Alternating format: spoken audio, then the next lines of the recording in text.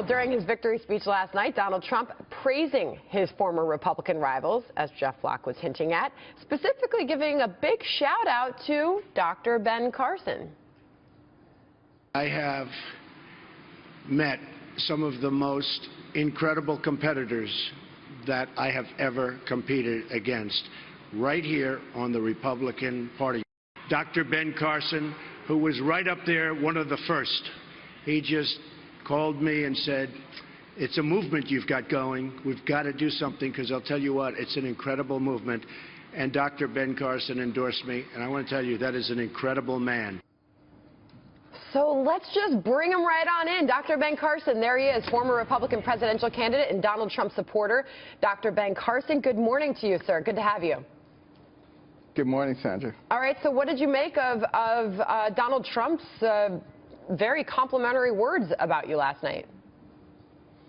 Well, you know, not only about me, but about a lot of people, which means that he's moving in the direction of trying to unify the party. And I think that is an extremely positive finding.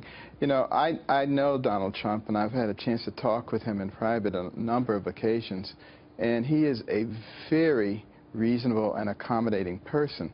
And all you have to do is talk to the people who know him, who've worked with him for a long period of time, and you'll see he is not the monster that many people try to portray him. All right, so clearly, Dr. Carson, your endorsement of him is still there, and it is still strong, and you have met with Donald Trump. Are there any discussions about a potential vice president pick on your part? Certainly, we've talked about who might be, you know, a good people to place in various and sundry positions. No, but has he asked you, sir? I don't like to disclose private conversations. I think that's all right, so that's not a no. That's not a no. I'll take it as that. But what does Donald Trump do now? He's already tweeting about crooked Hillary this morning. Where does he take his campaign now, as he says he's now going to focus on Hillary? Well, there's a lot to focus on there. There's no question about it. But I think not only will he expose some of the weaknesses of Hillary Clinton and help people to understand that we don't have to settle for that, but I think he will also be really talking about, you know, the divisiveness that's going on in our country, which hurts us tremendously when we have ISIS and others trying to destroy us, and the fiscal irresponsibility which completely compromises the future generations. We can't continue to do that. He understands that probably better than any of the other people who are running.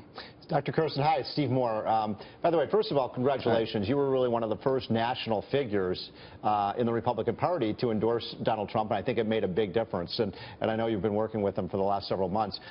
My question is, you look at the polling now against Hillary. Hillary does very well with black Americans. She's won decisive victories against Sanders with black Americans.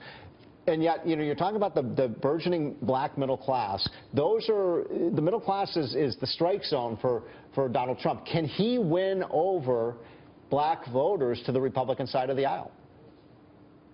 Well, yeah, we've been talking about, you know, a lot of the people who traditionally have not voted Republican, and I think the messaging has been lacking for Republicans. We're going to be talking about how do you provide ladders of opportunity so that people can climb that ladder and become highly successful portions of the fabric of America.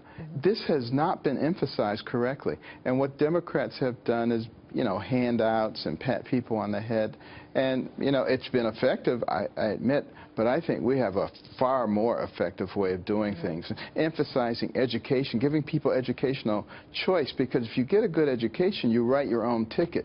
These are the things that have not been emphasized. You looked at our big inner cities, 50% high school dropout rates, not because people don't want to be educated, but because they look around, they say, we're not getting educated anyway, so they drop out.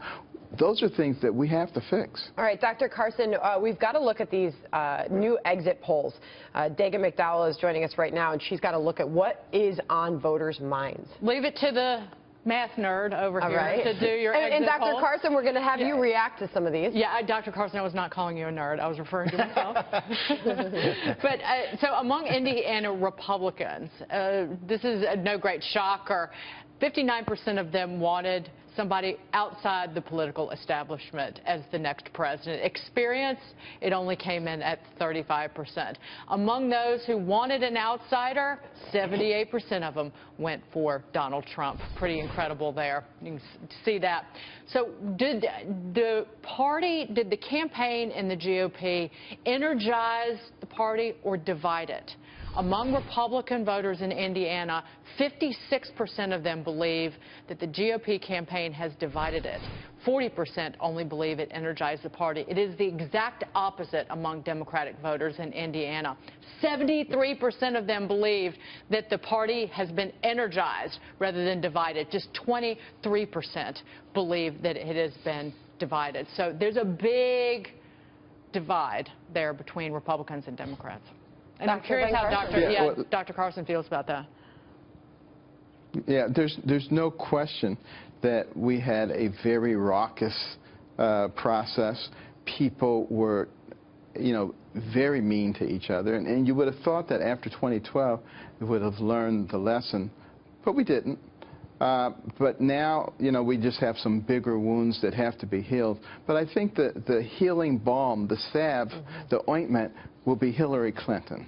And when people begin to think about her and what she represents and the progressive, ideology and how it's going to destroy our financial underpinnings and our position in the world and empower our enemies, I think that will be enough for people to start saying, you know what, we got to think about our children and our grandchildren. We can't just think about our own feelings.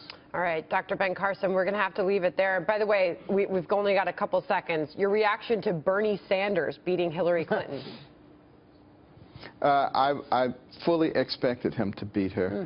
And if they didn't have such a crooked system, I think he would win. Wow. All right, Dr. Ben Carson, good to have you. Thank you. Thank you.